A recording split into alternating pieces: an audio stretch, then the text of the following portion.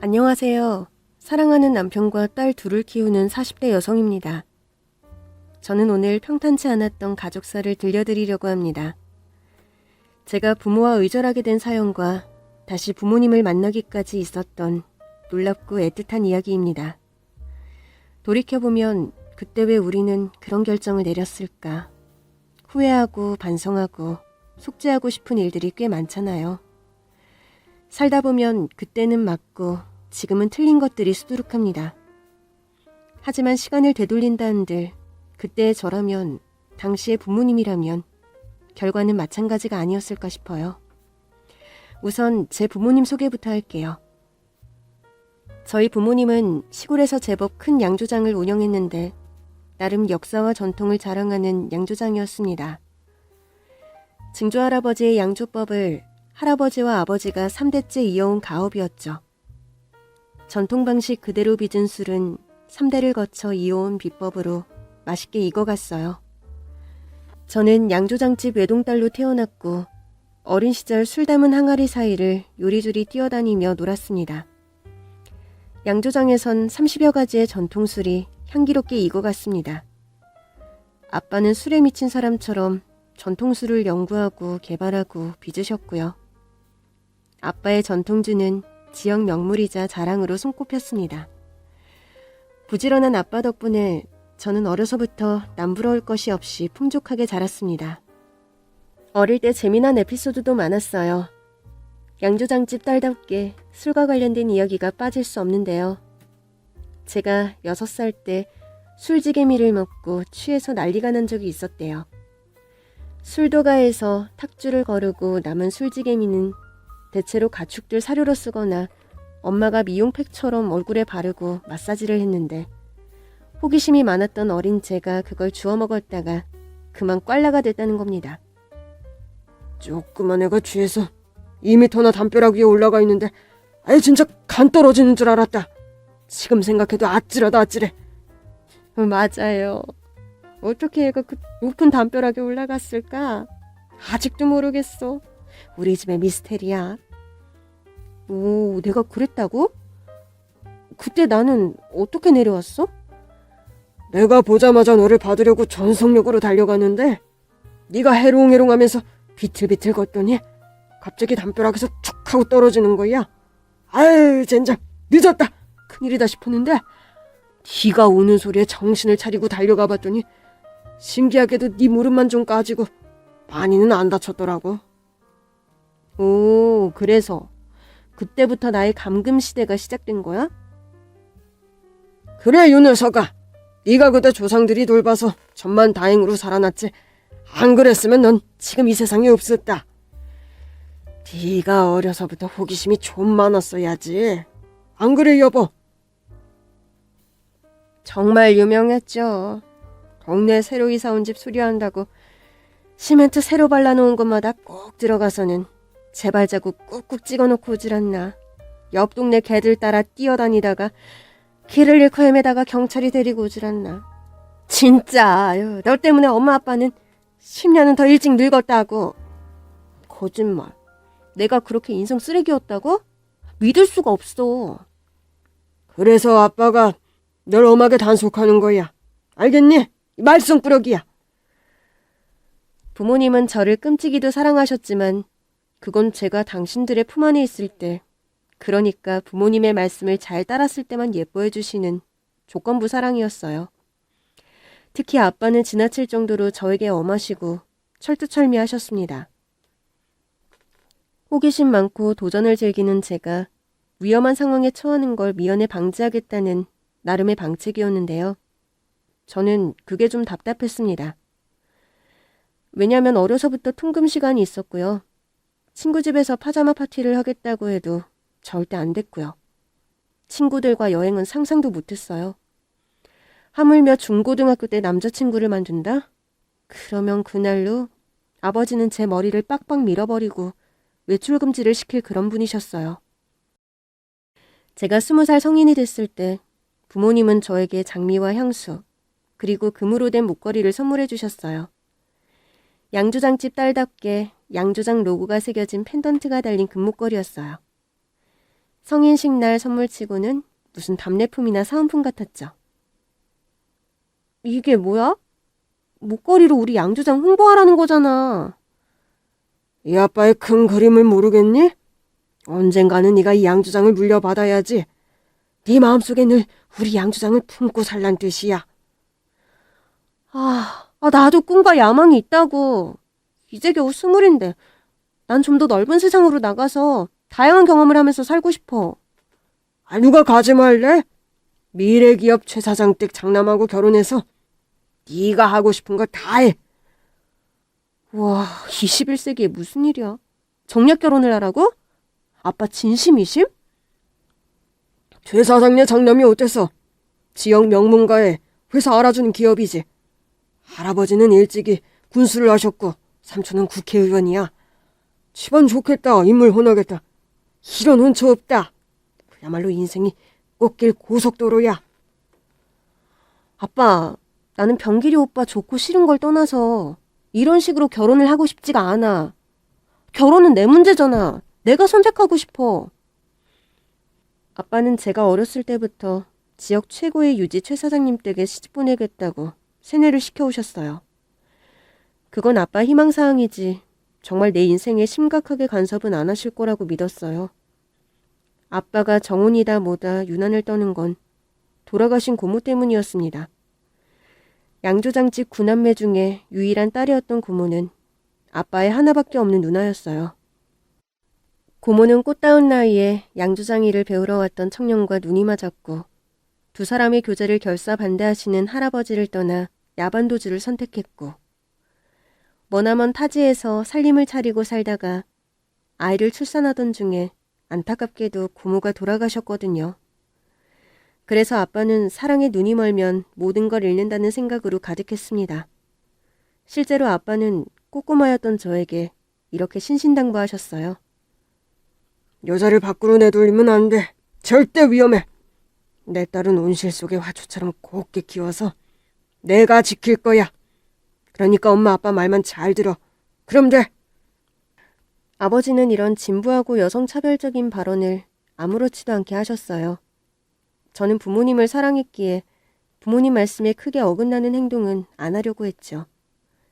그래도 통금의 외박 금지에 친구들과 여행 금지까지 강요하시니까 너무 갑갑한 마음에 어릴 때부터 얼른 독립하고 싶다는 생각을 했어요. 그래서 부모님이 주시는 용돈을 꾸준하게 저축하고 적금을 들어서 부모님 몰래 돈을 차곡차곡 꽤 모았습니다. 부모님은 정해둔 혼처가 있으니 조신하게 있다가 시집가기를 바라셨지만 본디 천방지축인 제가 얌전히 집에만 있을 리 만무했습니다. 부모님 몰래 부지런히 연애를 하고 다녔어요. 지금 남편은 제가 대학 졸업반이던 22에 만났는데요. 저보다 4살 많은 선배였는데 성품이 바르고 언제나 저를 우선으로 배려하고 세심하게 생각해주는 자상한 사람이었습니다. 둘이 데이트를 해도 통금 시간을 어긴 적이 한 번도 없어요. 모처럼 기분 좋게 술을 마시다가도 어김없이 귀가 시간이 다가오면 칼같이 잔을 놓고 제 손을 잡아 끌었어요. 가자 집에. 집에 갈 시간이야. 그러면 저는 싫다고 좀 더 이따가 갈래 하면서 앙탈을 부려도 선배는 칼같이 안 돼. 아버님 걱정하시잖아. 하면서 제 손을 잡고 눈썹을 휘날리며 집을 향해 달렸어요. 작은 중소기업에 다녔던 선배는 저랑 사귀고 얼마 지나서 중고 소형차를 한 대 뽑았는데 그게 다 통금 시간을 지키기 위한 거였답니다. 선배는 늘 저를 배려하고 사랑을 듬뿍 주었습니다. 제가 어떤 말을 하고 무엇을 해도 내 편이 되어주는 사람이란 걸 알게 됐을 때 저는 결혼을 결심했습니다. 선배는 아버지가 일찍 돌아가시는 바람에 어려서부터 고생을 많이 했고 그 집안의 가장이나 다름없었습니다. 홀어머니 손에 자란 장남에 가난한 청년이란 걸 알면 저희 부모님의 대답은 뻔했습니다. 하지만 저는 선배의 세상을 보는 부드러운 시선과 강직하고 올바른 성품에 매료되어 선배를 존경했어요. 가난함에도 비굴하지 않고 어디서나 당당한 모습이 굉장히 매력적이었거든요. 제가 처음으로 부모님께 남편감으로 선배를 소개하던 날, 아빠는 미친 듯이 화를 내며 밥상까지 뒤엎을 뻔했어요.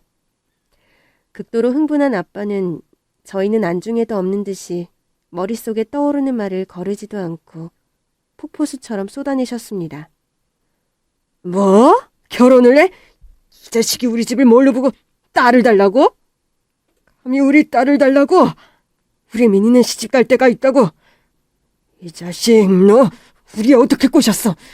돈은 아닐 테고 얼굴로 꼬셨냐? 아빠 왜 그래? 사람 무한하게 선배 말은 듣지도 않고 화부터 내요. 이 등신아, 내가 누누이 말했지. 아빠 계획대로만 살라고. 쉿불도 없는 놈을 왜 만나? 근본도 없는 남자 함부로 만나고 돌아다니다가 네 인생 망하고 싶어? 응? 이 사람 모욕하지 마. 내가 더 좋아해. 처음부터 결혼을 생각하고 만난 사람이야. 이게 아직 정신을 못 차렸구만. 네가 호강에 넘쳐서 요강에 똥을 싸는구만. 여보, 가서 바리깡 좀 가져와. 내 인연의 머리를 빡빡 밀어서 가둘라니까. 아버지는 입에 담을 수도 없는 말로 마치 저희가 범죄를 저지르는 것 마냥 몰아세웠습니다. 저는 억울해서 울음을 터뜨렸고 남자친구는 벌개진 얼굴로 죄인 마냥 고개만 푹 숙이고 있었습니다. 이번에는 엄마가 세상 다정한 목소리로 달래듯이 하지만 단호하고도 매정하게 결혼을 반대하셨어요. 딸이 좋은 집안 만나 결혼하길 바라는 건 어느 부모나 마찬가지 아니겠어요? 곱게 키운 내 딸, 금이야오기야 키워서 정원에 둔 좋은 혼처가 있으니 저희가 화를 내는 건 당연하지 않겠어요. 지금이야 뭣도 모르고 결혼하겠다고 설치죠. 결혼만 하면 행복할 것 같죠? 안 그래요. 부모가 반대하는 데는 다 이유가 있는 거거든요. 끝이 다 그래요. 나중에 왜 안 말렸냐고 후회하고 피눈물을 흘려요. 저희가 사윗감 조건을 따지고 엄격하게 구는 건 다 이유가 있는 것이니 이해했을 거라 믿어요. 엄마까지 왜 이래? 부모님은 제가 사랑하는 선배와 결혼하면 고생문이 훤하게 보인다는 이유로 선배의 사람 됨됨이를 알아보지도 않고 반대부터 하셨습니다. 선배가 꿋꿋하고 당당하게 입을 열었습니다. 어머님, 아버님, 제가 마음에 들지 않으신 것 같아서 송구스럽습니다. 제가 비록 연봉이 많지는 않지만 약속한데 따님 손에 절대 물을 묻히지 않게 노력하겠습니다.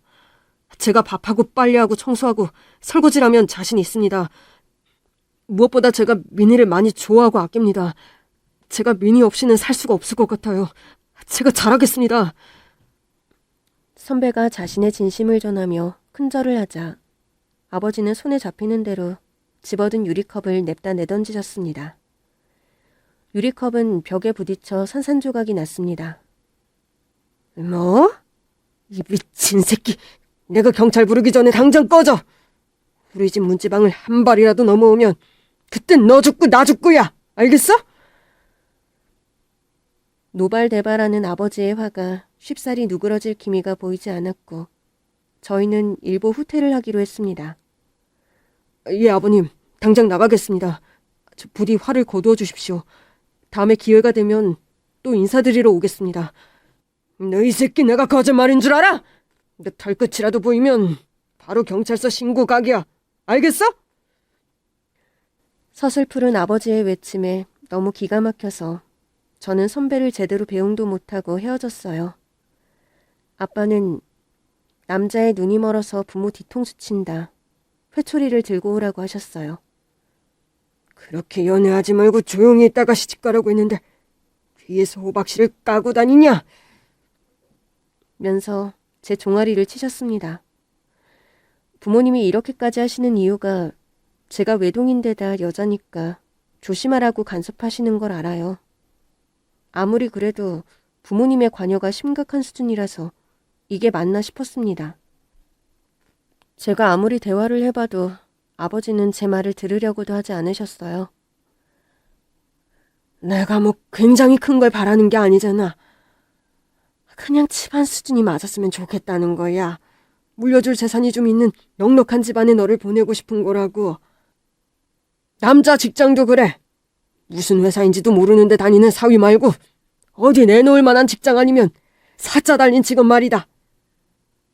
그게 누구를 위한 건데? 나는 선배가 좋다고.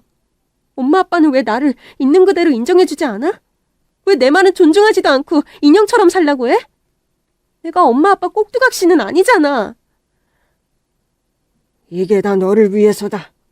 네가 가난을 몰라서 배부른 소리를 하는데 너 앞으로 한 달 외출 금지, 카드 사용 금지야. 돈이 없으면 얼마나 비참해지는지 뼈저리게 한번 겪어봐. 아버지는 제 카드를 뺏어가셨고 용돈도 주지 않겠다고 하셨어요. 아무리 내 인생은 나의 것이라고 외쳐보아도 부모님에게 가 닿지 않는 허공속의 외침이었습니다. 저는 제 인생을 살기로 결심했습니다. 저는 겁나지 않았어요. 그렇게 저는 조용히 부모님 집을 나갈 준비를 했어요. 때마침 부모님이 세계 전통주 박람회에 참여한다고 서울에 다녀오시기로 한 첫날을 디데이로 정하고 저는 호련히 집을 나왔습니다. 휴대폰 번호도 바꾸었습니다. 제가 부모와 의절하고 집을 나왔다고 선배에게 말하자 선배는 정말 네 선택에 책임을 질 수 있어? 진심이야? 하고 물었고 저는 난 엄마 아빠의 인형이 아니야 하고 눈물을 흘렸습니다. 제가 어떤 마음으로 집을 나왔는지 잘 알았던 선배가 저를 따스하게 받아주었습니다. 저희는 다른 지역으로 가서 결혼을 하기로 했습니다.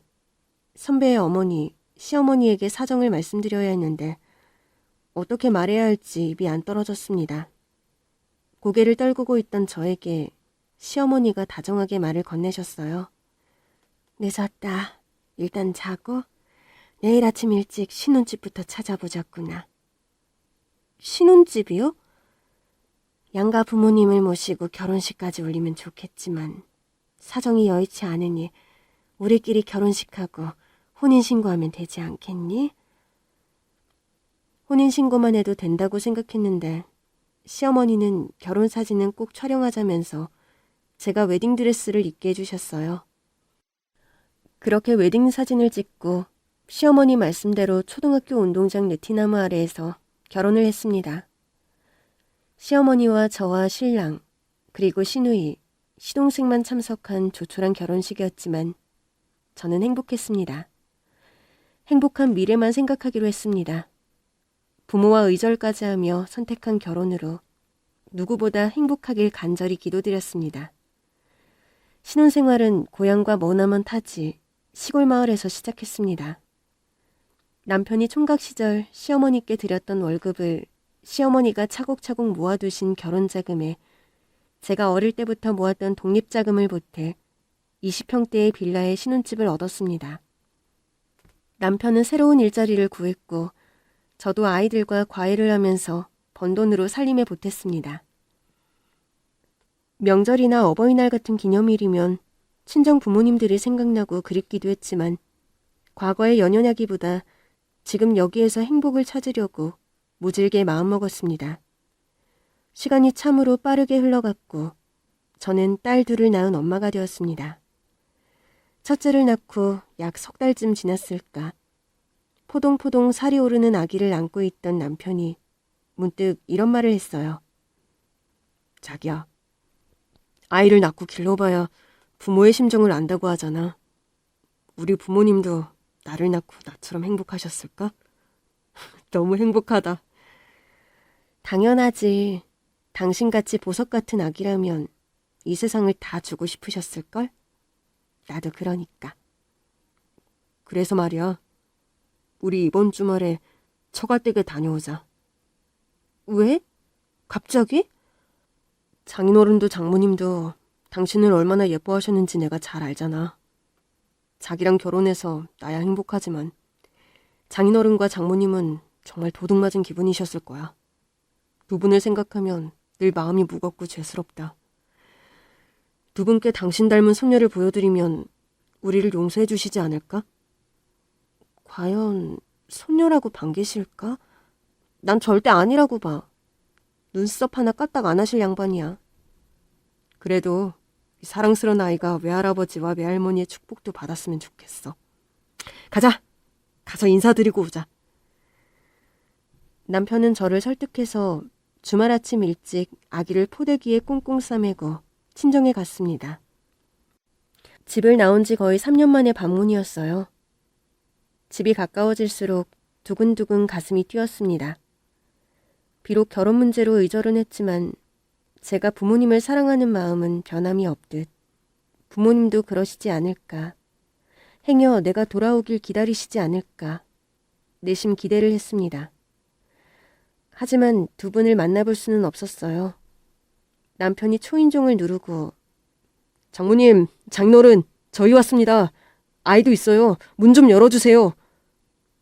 하면서 제 아무리 큰 소리로 불러도 대문 너머로 정막만이 흘렀습니다. 문전 박대였습니다. 예상은 했지만 씁쓸한 마음은 가눌 수가 없었어요.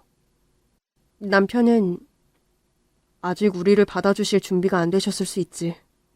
당신을 너무나 사랑해서 상심도 크셨을 거야. 장모님 장인어른 마음이 풀어지실 때까지 우리가 좀 더 기다리자. 하며 저를 달래주었습니다. 저희는 첫째 돌잔치와 어버이날, 부모님 생일마다 편지나 엽서를 보내며 저를 길러주신 부모님의 은혜와 사랑에 감사의 마음을 전했습니다. 역시나 응답은 없었습니다.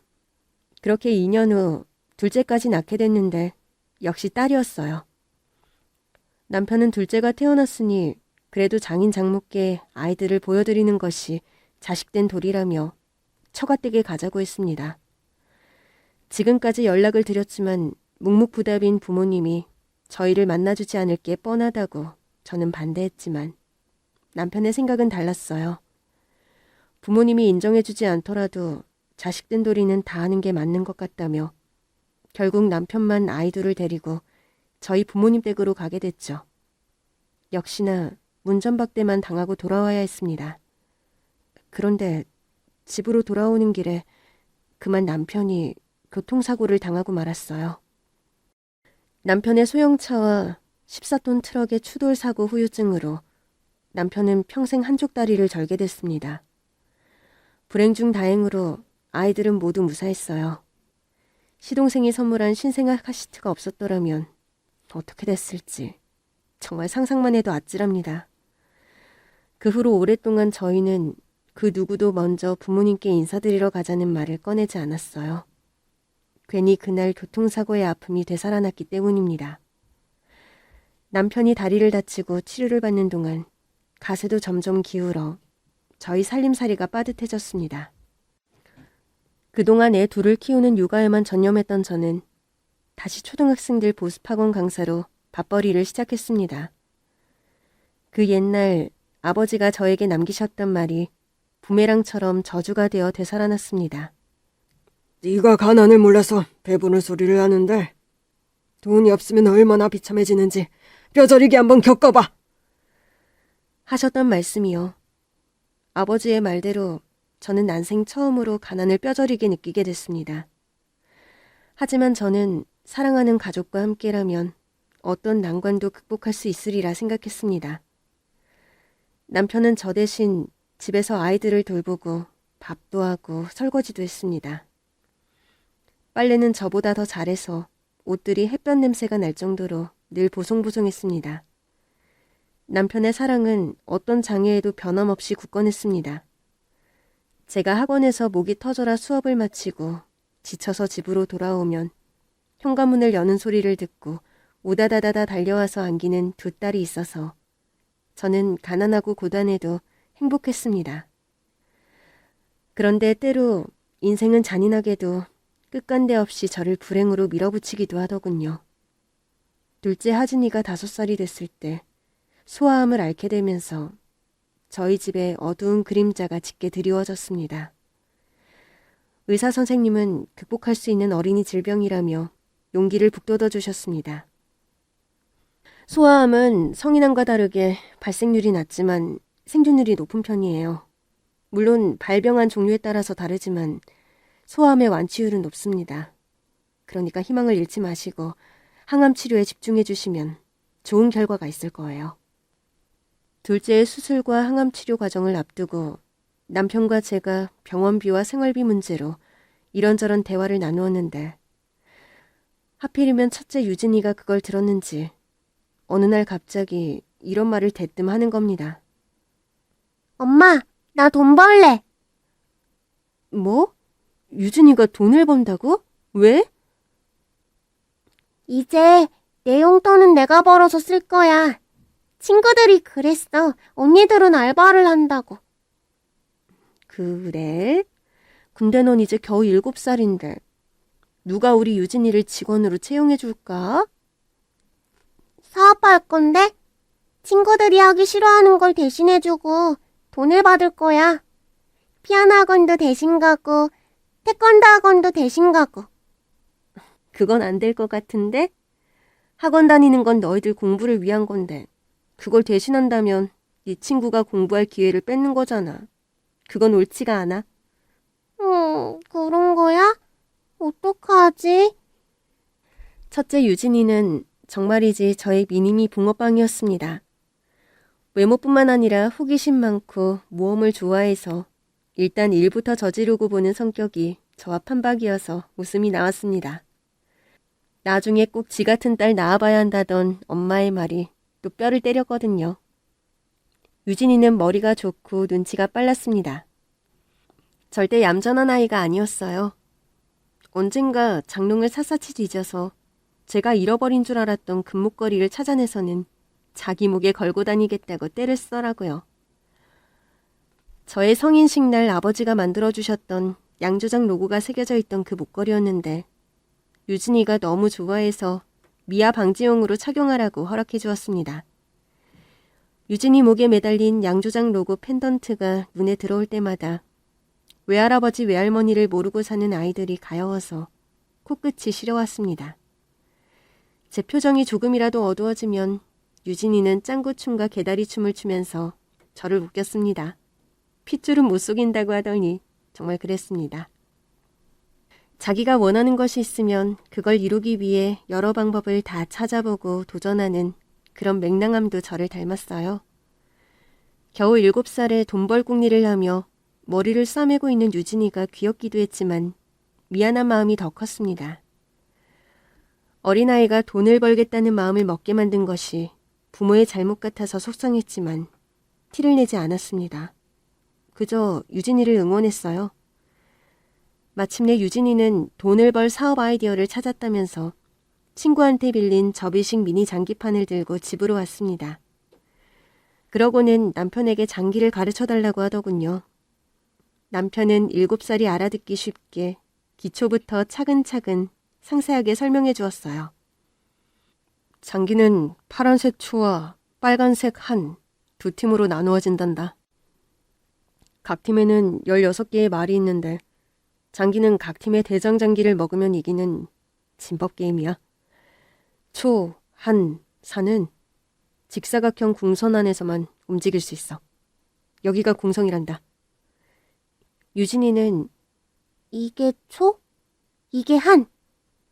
하면서 한자로 적힌 글자를 두 눈에 새기더군요. 그 모양이 너무 진지해서 저는 정말 장기를 배워서 뭐 하려고 저러나 궁금했지만 저러다 말겠지 하는 마음도 있었습니다. 남편의 장기 강습은 계속 이어졌습니다. 차는 가장 강력한 말이야. 가로막는 기물이 없으면 어디든 원하는 곳으로 직선 이동이 가능해. 포는 차와 비슷하지만 앞에 하나의 기물이 있어야만 이동할 수 있단다. 장애물을 뛰어넘어야만 하는 거지. 그런데 같은 폭길이는 절대 넘어갈 수 없어.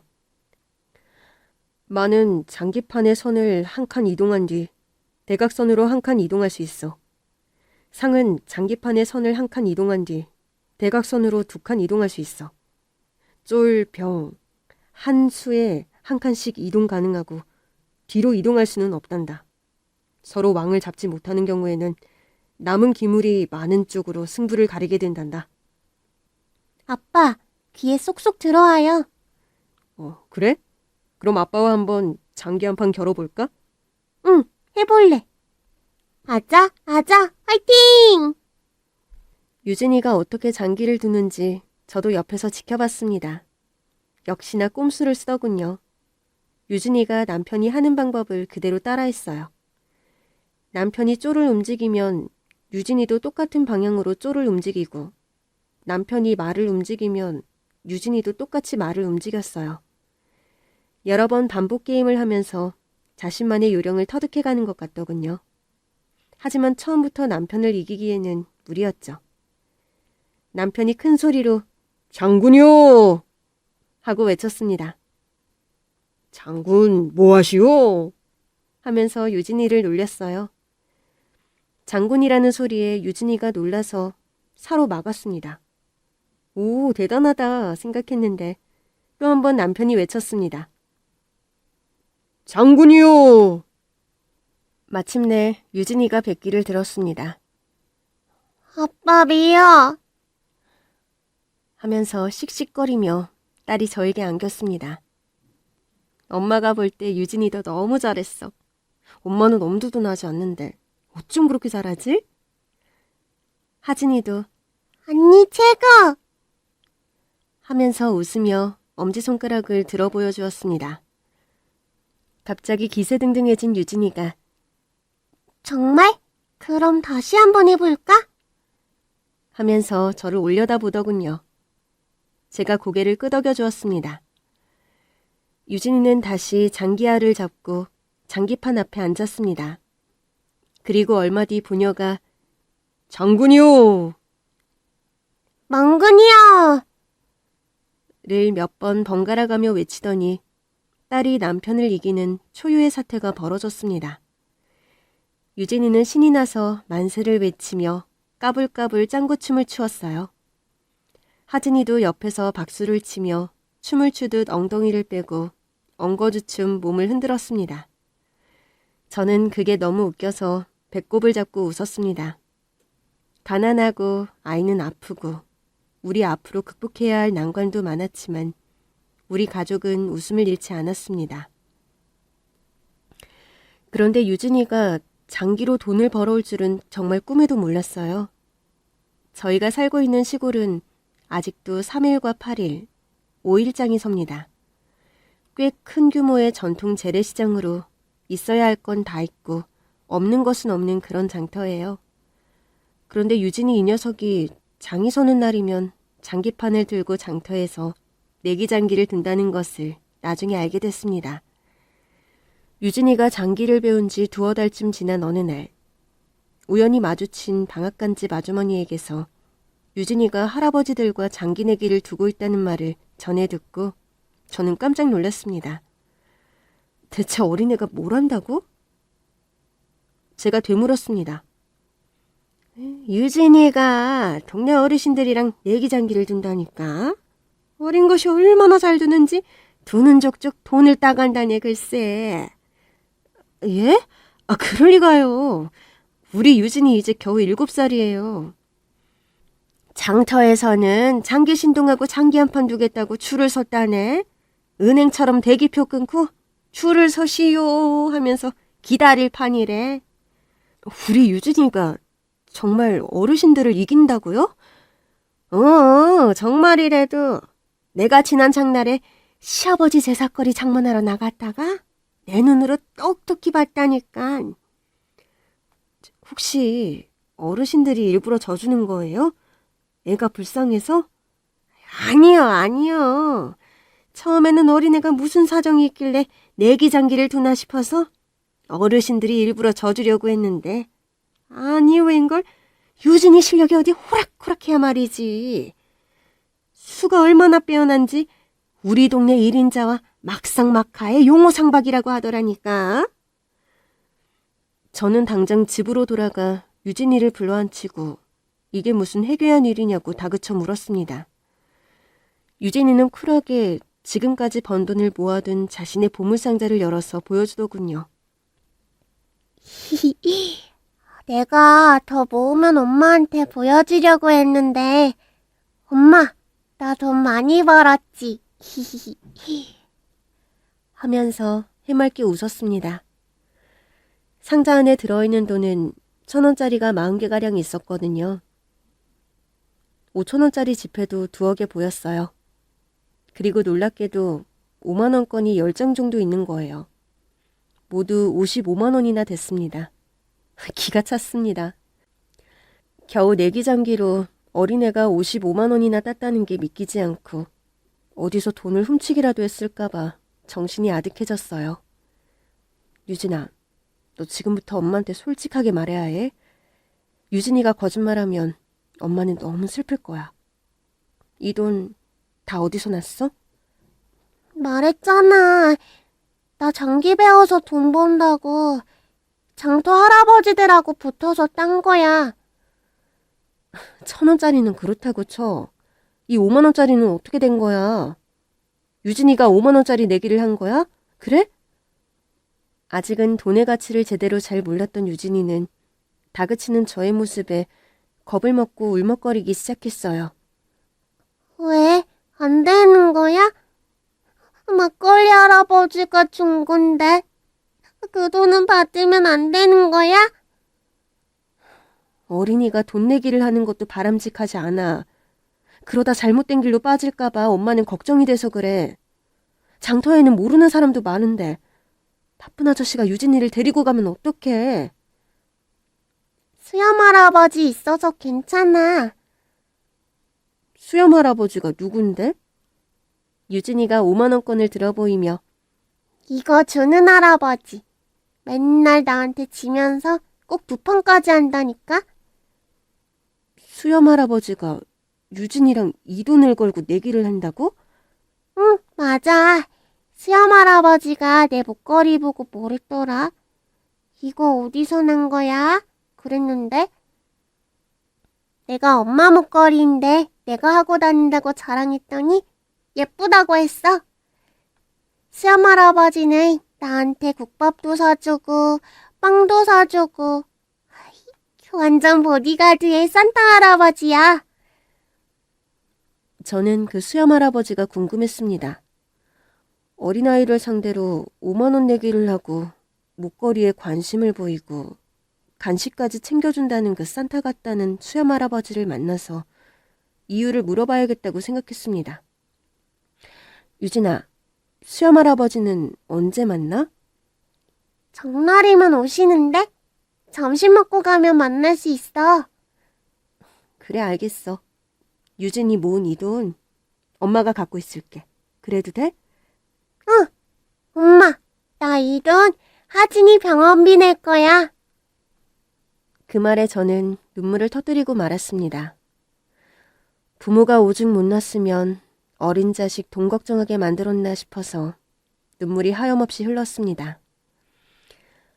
그날 밤 남편에게도 유진이 이야기를 전하고 다가오는 장날 남편과 함께 유진이가 말한 그 수염 할아버지를 만나보기로 했습니다.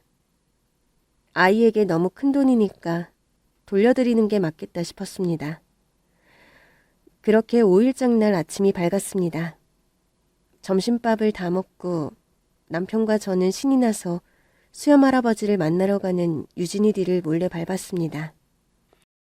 장터가 가까워지자 근동이 떠들썩했습니다.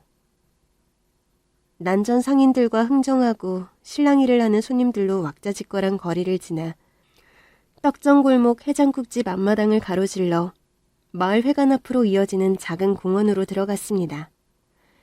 거기엔 정자가 우두커니 서 있는데 정자와 정자 주변으로 어르신들이 삼삼오오 모여 바둑과 장기를 두고 계셨습니다. 저희는 두리번거리며 유진이를 찾았습니다. 유진이는 정자 위에 앉아서 누군가와 마주보고 있었습니다. 유진이의 단발머리가 보이고 그리고 수염 할아버지의 얼굴이 드디어 제 눈에 들어왔습니다. 저는 수염 할아버지의 얼굴을 보자마자 엉엉 울고 말았습니다. 불과 10년 만에 수염을 길러서 더 늙어 보이는 저희 아버지가 그곳에 계셨습니다. 장날마다 유진이와 내기장기를 두고 매번 져서 5만 원권 2장씩 10만 원을 줬다는 수염 할아버지는 바로 제가 의절했던 친정 아버지였습니다. 저는 울면서 아버지를 불렀습니다. 아빠, 아빠! 유진이가 먼저 고개를 돌려 저를 발견했습니다. 엄마, 엄마. 아버지가 저를 보고 놀라서 어쩔 줄 몰라 하시면서 일어나시더니 유진이 손을 잡고 정자에서 내려오셨습니다. 아빠! 하면서 아버지에게 달려가 안겼습니다. 아버지는 제가 어릴 때 그랬던 것처럼 다정하고 포근하게 저를 안아주셨습니다. 유진이가 눈이 휘둥그레져서 엄마, 수염 할아버지 알아? 물었고 옆에 있던 남편이 유진이를 안아들고 유진아, 수염 할아버지는 유진이 외할아버지야. 하고는 10년 만에 다시 남편이 정중하게 인사를 드렸습니다. 아버님, 절 받으십시오. 아유, 아니네, 아니야. 내가 무슨 염치로 자네 절을 받나. 자네 다리를 다친 것도 우리 집에 다녀가는 길에 그랬다며. 정말 미안하네. 내가 그날 문전박대만 안 했어도 그런 불상사는 막을 수 있었을 텐데. 아닙니다, 아버님. 사고는 사고일 뿐이죠. 어디 장인어른 댁을 못 가서 사고를 당했겠습니까? 당치 않습니다. 저는 눈물을 훔치며 아빠에게 물었습니다. 아빠, 이게 어떻게 된 거예요? 아빠가 어떻게 우리 유진이를 만나게 된 건데요? 아빠가 목이 잠기는지 기침을 몇 번 하신 뒤 자초지종을 들려주셨습니다. 민희가 우리를 떠나고 처음에는 억장이 무너지고 괘씸해서 다시는 안 볼 거라고 했지만 어디 부모 마음이 그런가. 날이 가고 해가 갈수록 네가 보고 싶어서 우리가 고집을 꺾고 너를 보러 갈까 또 했지. 그런데 사람 마음이 또 옹졸해서 사위가 괘씸하고 밉더라고. 손자가 태어났다고 첫 번째 방문 때도 사위 목소리를 들으니 옛날 감정이 되살아나서 모른 척했고, 두 번째 방문에는 마음은 당장 달려나가서 대문을 열어주고 싶은데 몸이 말을 안 듣더라고. 늙은이의 아집 같은 거지. 그렇게 보내고 나니 이제는 아예 편지도 엽서도 없고 정말 부모 자식의 연을 끊으려고 하나 보다 싶으니 눈앞이 캄캄하더군. 옛날에 내가 한 짓이 있는데 어떻게 얼굴을 들고 너희들을 찾아가니? 뻔뻔하다고 하지 않겠어? 애타는 마음만 간절했지.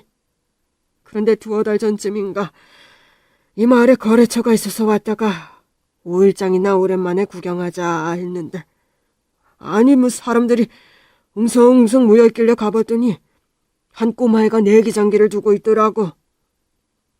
장기를 두는 족족 이기는 어린아이가 너무 신기해서 다가가서 말을 걸어보았는데, 이런저런 이야기를 하던 중에 아이 목에 걸려있는 목걸이를 보게 됐다고 합니다.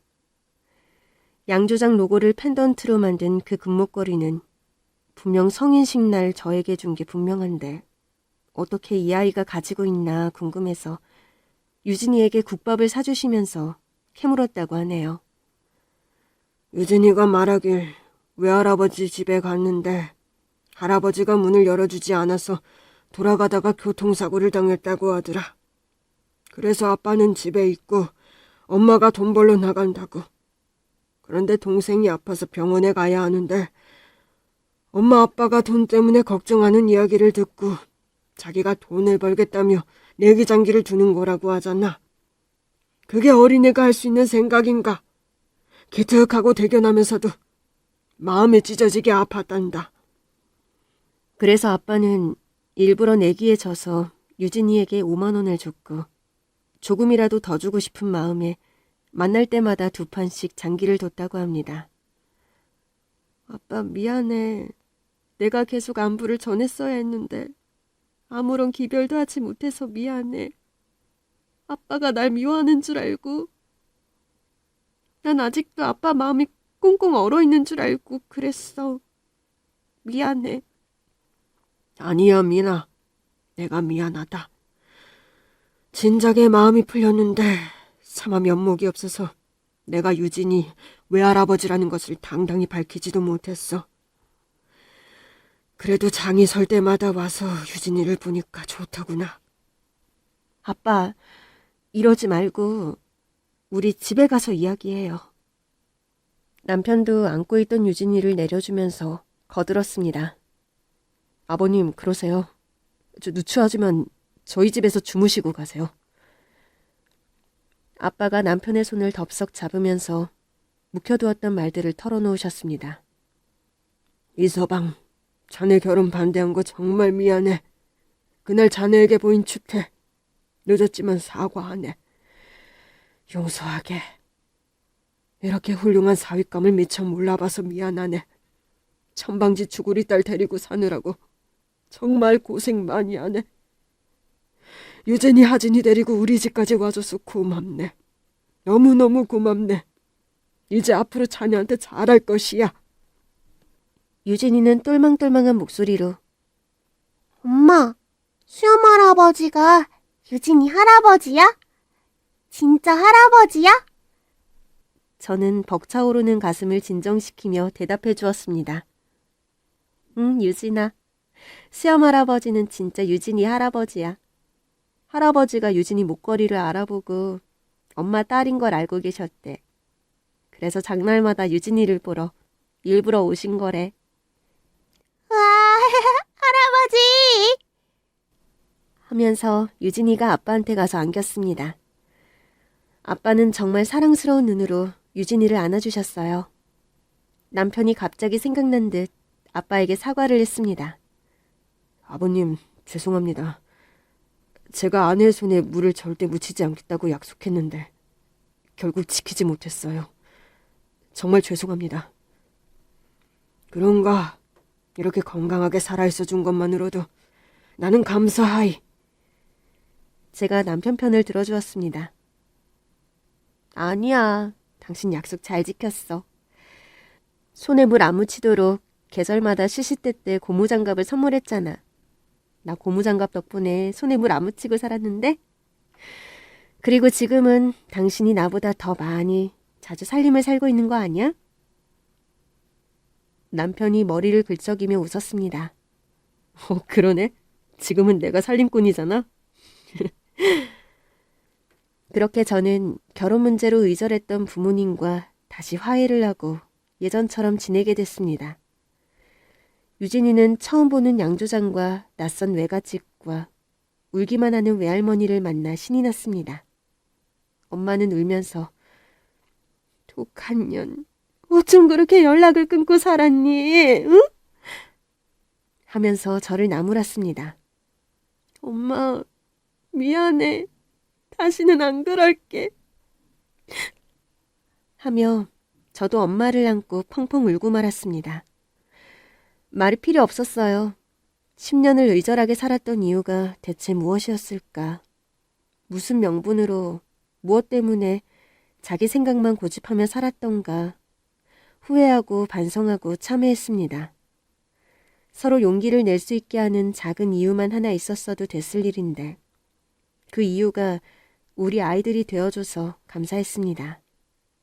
천방지축 개구쟁이였던 저는 두 아이의 엄마가 되었고 지금은 저 대신 제 두 딸이 아빠와 엄마의 간담을 서늘하게 하고 있죠.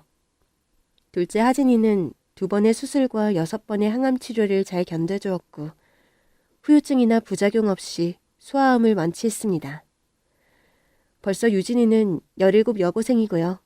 하진이는 15 중학생으로 자랐습니다.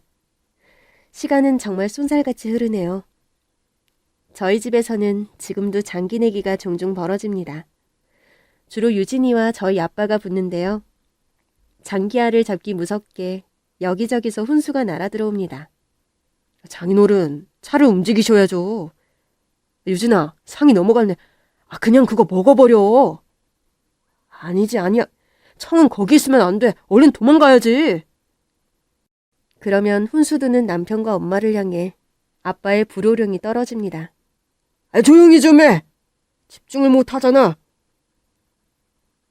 그리고는 그래서 이걸 먹으라는 거야, 말라는 거야? 하십니다. 내기 또는 500원.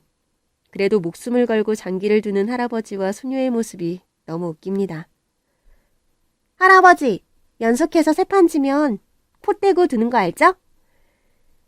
유진이가 자기 할아버지한테 으름장을 놓습니다. 유진이의 할아버지는 실수한 척하면서 일부러 져줍니다. 웬만한 고수가 아니면 쉽게 할 수 없는 포진법으로 쉴 새 없이 움직이던 유진이가 장이야. 하고 장기판을 내리칩니다. 잠시 후 아빠가 외칩니다. 멍이야! 저는 그 모습이 왠지 아련하고 정겨운 풍경이라 걸음을 멈추고 잠시 동안 서서 바라봅니다. 10년을 돌고 돌아 다시 맺어진 우리 가족의 인연입니다. 다시는 헤어지는 아픔 없이 오래오래 함께 행복할 수 있기를 간절한 마음으로 빌어봅니다. 지금까지 제 이야기를 들어주셔서 고맙습니다. 좋은 하루 보내십시오.